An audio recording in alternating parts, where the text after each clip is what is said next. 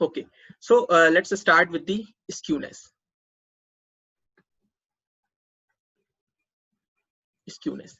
So skewness, you have heard about the skewness. First is positive,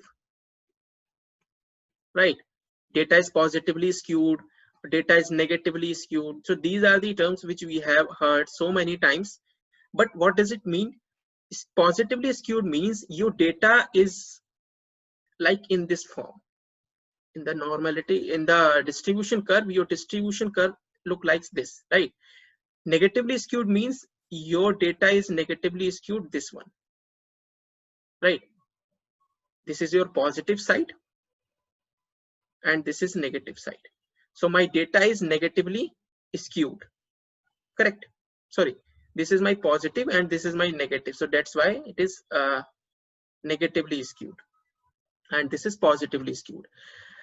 See, in the positively skewed or negatively skewed, there is a difference of not only the graphical difference. In the positively skewed, your mode is always be less than the mean,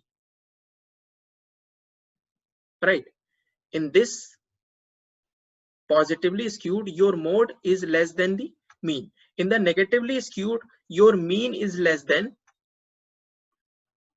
mode, right?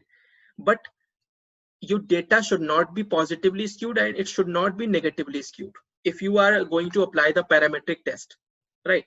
Because there is a condition, and there is a criteria to have a normal distribution in your data. But if your skewness value is less than 1, right? If my skewness value is less than 1, that means it is okay. This is okay and acceptable. That means there is no outlier in my data, and you can say my data is normally distributed. In somewhere you will find the this one criteria is 0.5. Your skewness should be 0.5, but it is very difficult to find data skewness is less than 0.5 if you collect the real data. Although it is possible if you manipulate the data, because less than 1 is almost a difficult, and less than 0.5 is a very difficult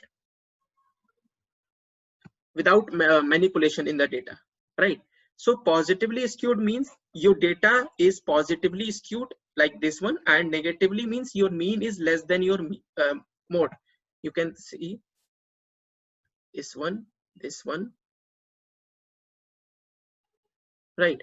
So this is my mode, and this line shows the mean, and in this situation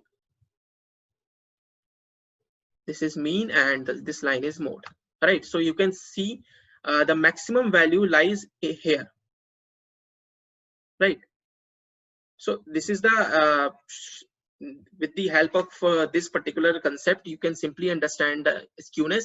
Skewness basically tells you about the degree of distortion, right? You can see here skewness means degree of distortion. Degree of distortion means degree of distortion from normal distribution, right? Yeah.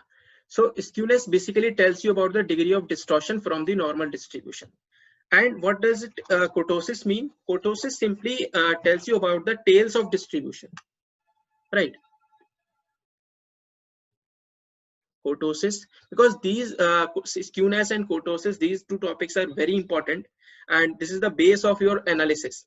And many I have seen many scholars, they have not they even didn't know about the correct and accurate definition of the skewness and kurtosis, right? Because in the viva, PhD viva, or in the anywhere, right, generally professor asks about skewness and your kurtosis, and if you are able to justify your normal distribution, right? Because it is not possible to all time not possible to you to have all time normality in your data, right?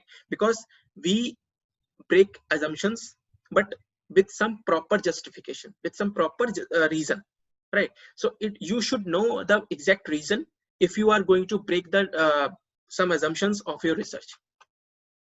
right? So kurtosis tells you about the tails of distribution, tails of distribution. This is your kurtosis. Yeah. Skewness tells you about the how data is skewed, positively skewed and negatively skewed, right?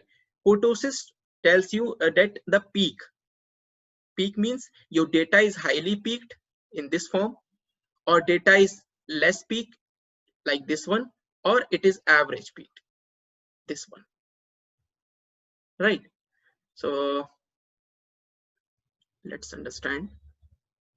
If your data have low peak means kind of this thing, this one, this is the example of low peak,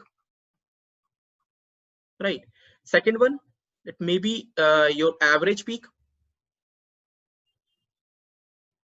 this one, average peak. And third, there is maybe condition to have a high peak, this one, like this, right? So here you have normal peak, you can see, and this is my high peak, right? In the normal peak we generally call it as a in the low peak we generally call it as a platychotic,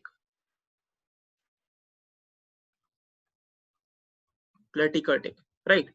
In the normal distribution, we can also say the normal distribution or normal peak, we call it as a mesochotic.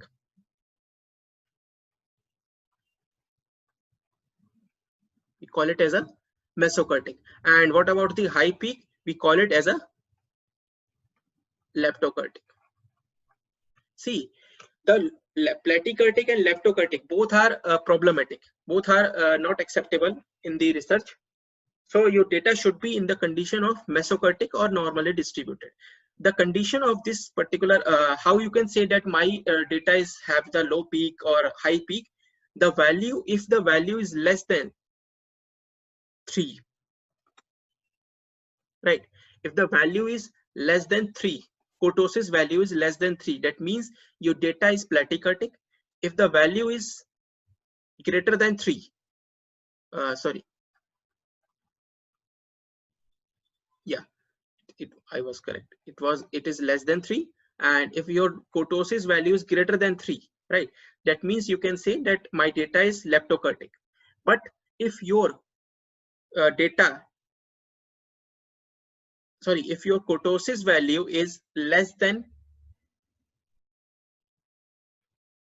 0.5 or equals to 0.5, that means it is very good. It is very good, or you can say that it is acceptable as a condition of normal distribution.